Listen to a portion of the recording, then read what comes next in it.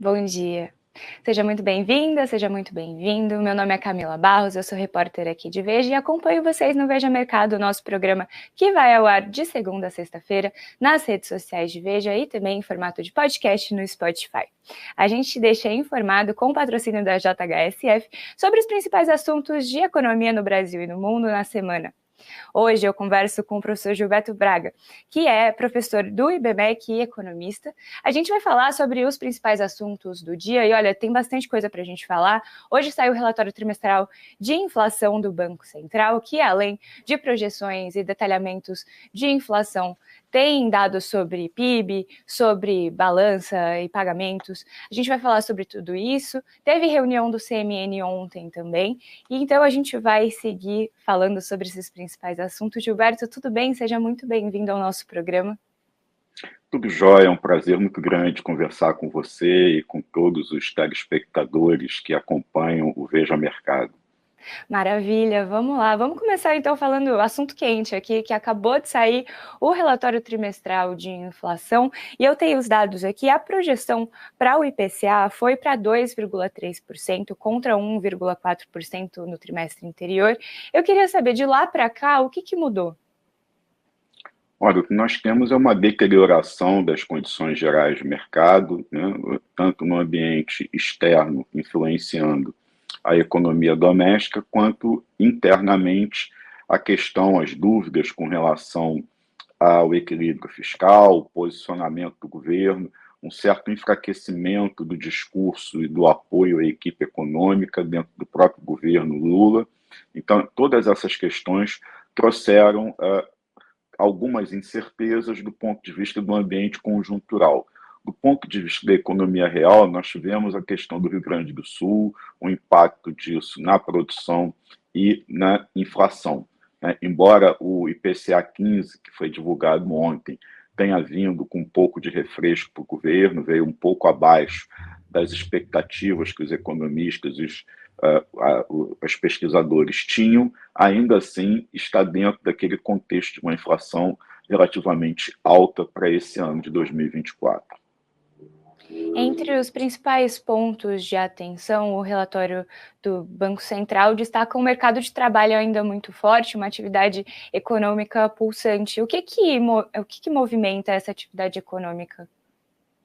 Olha, nós temos um processo de recuperação e até, de certa maneira, surpreendente, porque as expectativas para esse ano de 2024 era de que nós teríamos um pouco um retrocesso nesses indicadores de desemprego, ou seja, o desemprego teria um pequeno aumento, e o que nós estamos vendo é exatamente a manutenção de índices bastante confortáveis de geração de emprego, ou seja, o desemprego não está aumentando no Brasil e nós estamos verificando uma mudança qualitativa para melhor, no sentido de que contratações cada vez com carteira assinada crescendo em detrimento de pessoas trabalhando por conta própria. Apesar do número de empreendedores, de pessoas que trabalham sem vínculo ainda ser extremamente elevado, o que nós começamos a observar é essa mudança de qualidade na medida em que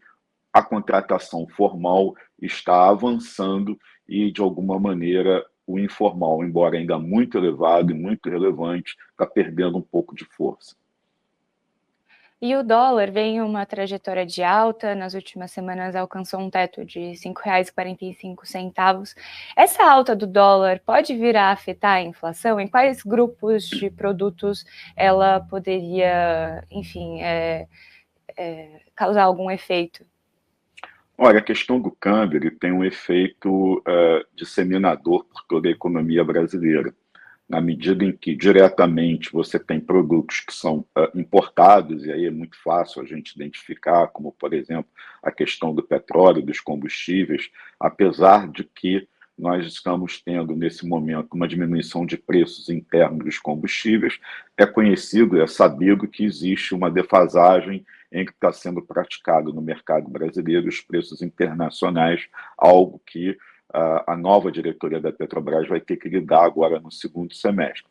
Entretanto, a questão do câmbio, ela pressiona porque boa parte dos componentes que são utilizados hoje dentro da economia brasileira, você tem que pagar ou a importação direta ou softwares e tecnologia que vem de fora. Então, ele tem um efeito de preços muito grande e a questão, principalmente dos combustíveis, pesa em toda a cadeia produtiva por conta do custo do frete, da logística. Então, tem um impacto bastante relevante. Nos últimos tempos, o mercado passou a ser um pouco mais temeroso em relação à trajetória da inflação, um sentimento que foi arrefecido pela decisão do Banco Central, da última decisão, de manter as taxas de juros a 10,5%, né, não continuar a queda da Selic. E segundo o relatório trimestral de inflação, a chance de estouro do teto da meta em 2024 é de 28%. Eu queria saber,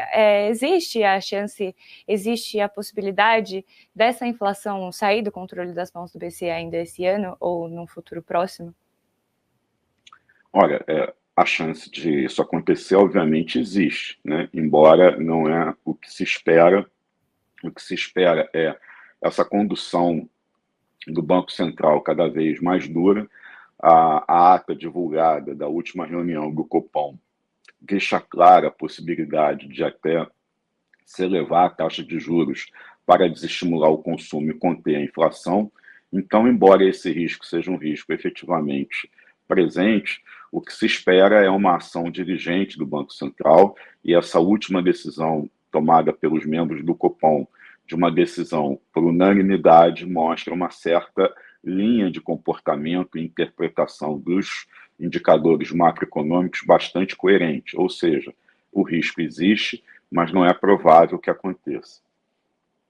Outro destaque do relatório do Banco Central é sobre o PIB. O PIB do agro a previsão do PIB do agro para o final desse ano passou de queda de 1% para agora queda de 2% no PIB do agro, negócio no país. Queria saber o que motivou essa piora nas projeções e qual pode ser o impacto dessa queda do agro para a economia brasileira como um todo.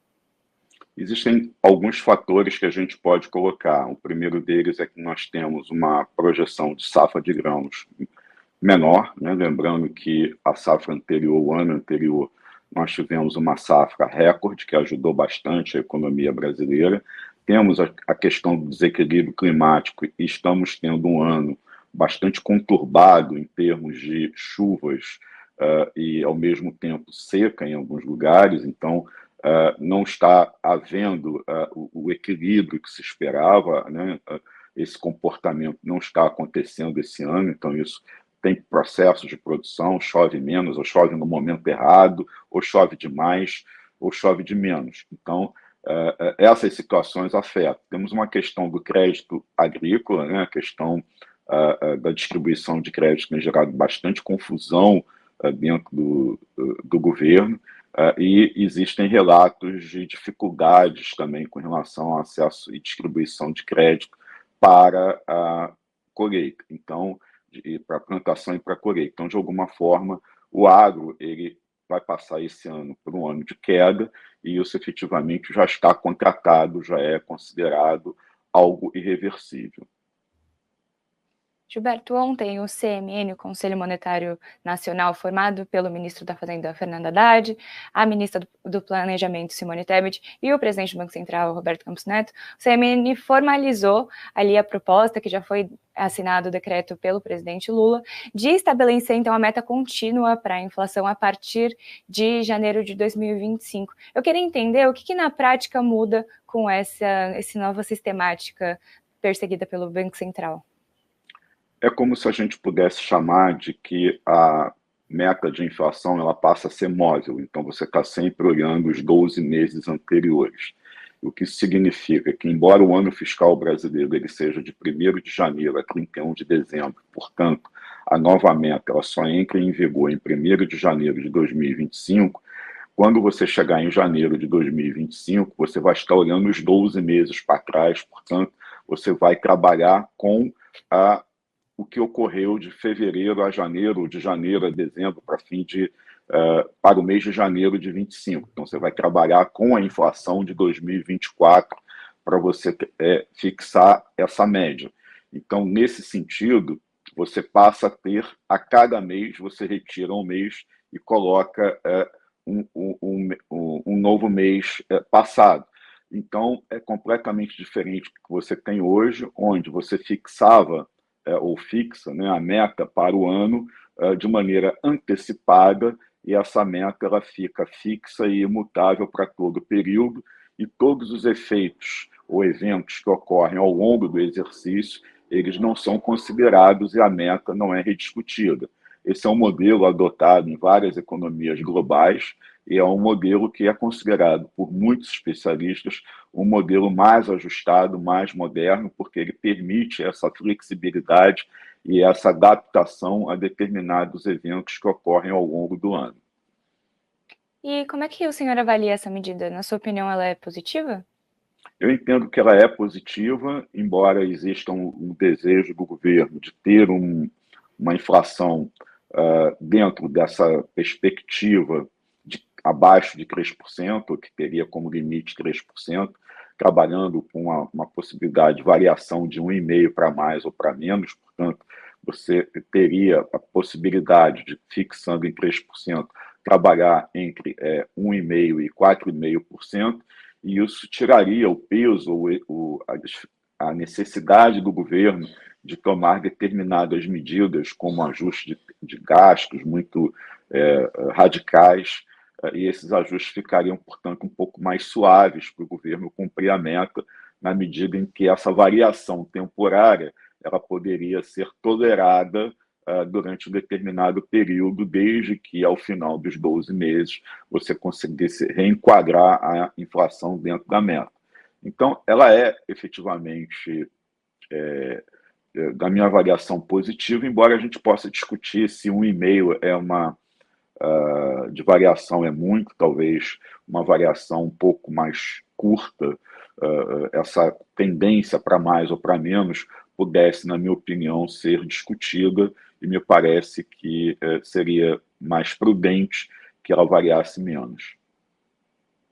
Ontem, o ministro Fernando Haddad elogiou a meta contínua e disse que, junto com o arcabouço fiscal, essa configura uma nova fase da macroeconomia brasileira, né? Mas o arcabouço fiscal tem sofrido ataques, tem sofrido questionamentos nos últimos tempos. O último problema em relação a isso foi a medida que mudava as regras do PIS/COFINS, né, e foi derrubada pelo Congresso. Eu queria entender quais são as próximas alternativas do Ministério da Economia para arrecadação, e dá para dizer que as medidas arrecadatórias do governo estão se esgotando já?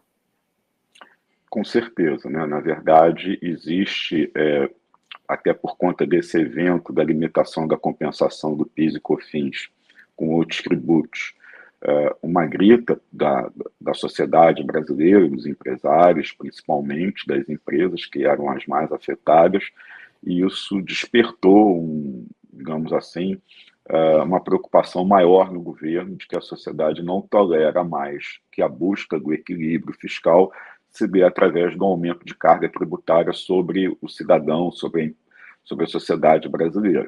Então, o governo tenta pensar em novas alternativas. Uma delas, a princípio, é a possibilidade de tributação dos chamados jogos de azar, que passou na CCJ, na Comissão de Constituição e Justiça do Congresso.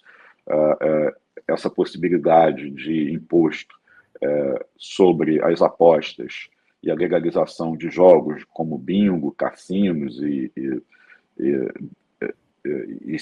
jogo do bicho, né, o famoso tradicional jogo do bicho, ele poderia trazer uma nova fonte de arrecadação, geração de empregos, desenvolvimento de atividades turísticas nas cidades que estariam enquadradas na exploração, né, dessas novas formas de jogos. Entretanto, o governo tem uma preocupação muito grande, porque hoje já há concorrência desses produtos estrangeiros, já se pode jogar online, tudo isso praticamente. O jogo do bicho é algo que está presente em boa parte das grandes cidades brasileiras de maneira ilegal e de alguma forma tolerada pelas autoridades. Então, esse enquadramento como chamados jogos de azar, ele precisa ser muito calibrado, e o secretário Bernardo Api, que coordena a reforma tributária, andou dando declarações nesse sentido, o governo está sensível a isso. Isso significa que, se for colocado uma alíquota muito elevada, você não terá a arrecadação esperada, na medida em que, para o apostador, ele vai permanecer ou no jogo ilegal ou nas apostas fora do Brasil, porque lá ele não vai ser tributado. Então, encontrar a maneira de ter uma alíquota que seja uma alíquota média e de equilíbrio é o grande segredo para o governo conseguir essa arrecadação. Então, como novas formas de tributação no curto prazo é o que o governo tem, agora a gente precisa lembrar que declarações como a do presidente Lula ontem, colocando em dúvida se o ajuste fiscal vem por novas formas e aumento de tributação ou corte de gastos, ele de alguma maneira enfraquece a equipe econômica, na medida em que tanto Fernando Haddad como a ministra Simone Tebet declararam que faria uma revisão radical nos cortes, nas despesas, no empenho do gasto público. Isso tudo é um fator de instabilidade, e parte da volatilidade da Bolsa e do câmbio no dia de ontem veio a partir dessa, digamos assim, dessa falta de apoio explícito do presidente da República, e que signaliza parte do governo, dentro da ala chamada política do governo brasileiro, em relação a essas questões, em relação a esse aspecto do corte das despesas públicas. Na entrevista dada pelo Fernando Haddad ontem, após a reunião do CMN, ele também falou que o Gabriel Galípolo, que é diretor de política monetária do BC, vai estar disponível para dar mais detalhes sobre o decreto. O Gabriel Galípolo, que tem falado mais com a imprensa ultimamente e é cotado para ser o próximo presidente do Banco Central. Eu queria saber como é que anda o sentimento do mercado em relação a essa troca. Ainda existe uma insegurança em relação à saída do Campos Neto no final do ano? Olha, existe uma expectativa de como será a nova composição a partir do ano que vem. Na verdade, o que nós teremos é que, por exemplo, na decisão da Selic, a nova composição dos membros do Copom passará a ter, pela primeira vez, maioria indicada no governo atual, no governo Lula. Lembrando que hoje, dos 9 membros, nós temos 5 que são ainda nomeados pelo governo anterior e 4 pelo atual governo. Então, o que se tem de expectativa é a possibilidade de uma mudança na linha decisória a partir do ano que vem, na condução do Banco Central, mas essa última decisão, por unanimidade, repetindo aqui o que já foi dito, em relação ao Copom, mostra que, não obstante as indicações serem alinhadas politicamente com o governo atual, os técnicos mostraram extremo profissionalismo e tecnicismo na decisão. Então, essa decisão, por unanimidade, ela tirou um pouco essa expectativa, esse temor de uma interferência política dentro da condução da chamada política monetária brasileira. Perfeito. Agora eu queria falar um pouquinho dos Estados Unidos, porque amanhã sai o PCE, que é o índice de inflação mais olhado pelo Fed para definir sua política monetária, e a questão dos juros altos nos Estados Unidos tem afetado diretamente o Brasil, né? Vendo os últimos dados divulgados nos Estados Unidos, há ainda esperança para a queda de juros por lá esse ano? Olha, tudo indica que não, né? A própria diretora do Banco Central americano, que em entrevista disse que não via disse que a taxa deveria ser mantida alta de juros americana por mais tempo, foi uma ducha de água fria no mercado. A gente precisa lembrar que no início do ano, as expectativas que o mercado brasileiro tinha em relação aos juros americanos era de que, a partir do segundo trimestre desse ano de 2024, já começasse o chamado ciclo de queda dos juros americanos. Isso não se confirmou no primeiro semestre, nós já estamos praticamente fechados no primeiro semestre, e a expectativa para o segundo semestre é da manutenção dos juros elevados. O PCE, que é o chamado Índice de Preços, Despesas e Consumo Pessoal, ele deve vir dentro das expectativas do mercado, que significa que vem nessa manutenção, algo aí em termos anuais de em torno de 3%. Então, apesar de toda essa taxa de juros elevada americana, você ainda tem um PCE bastante pressionado e, se não houver uma queda bastante representativa, não haverá espaço para a redução dos juros americanos. Então, os chamados treasuries, os títulos, né, os bonds americanos, eles continuam bastante atraentes, e isso é que faz o mercado de dólar internacional continuar também bastante volátil. E nos Estados Unidos, a corrida eleitoral vem ganhando tração. Hoje a gente tem o primeiro debate presidencial entre o Donald Trump e o Joe Biden, que se enfrentam nas urnas em novembro. Queria saber, a disputa eleitoral dos Estados Unidos tem potencial para trazer mais volatilidade para o mercado nos próximos meses? Olha, muito provavelmente, havendo essa polarização que a princípio é sinalizada nas pesquisas preliminares, o mercado já tende a precificar isso num primeiro momento. Durante o curso da campanha eleitoral, havendo uma liderança de um ou de outro, no caso de uma confirmação de que Biden vai se reeleger, o mercado não espera algo diferente do que já encontra-se mapeado atualmente. Entretanto, se houver uma reviravolta e nós tivemos o Trump liderando a corrida presidencial americana, algumas questões de comércio internacional, alguns posicionamentos já pegando como parâmetro o mandato anterior em que Trump foi presidente, isso poderá ter pequenas interferências na relação comercial com a China, com a Europa, medidas protecionistas de proteção à economia local. Isso tudo provavelmente pode trazer alguma insegurança no futuro. Gilberto, eu agradeço muito pela sua participação aqui com a gente. Obrigada por tirar um tempinho para conversar. Eu te convido sempre para voltar quando você bem entender, quando a gente puder tratar de outros assuntos aqui pela manhã. Eu que agradeço, é um prazer conversar com vocês. Até a próxima. Até a próxima. Obrigada, Gilberto Braga, que é economista e professor do IBMEC. Pessoal, então, antes da gente fechar aqui, vamos dar uma olhadinha na página da Veja Negócios, vamos ver o que tem de destaque pela manhã.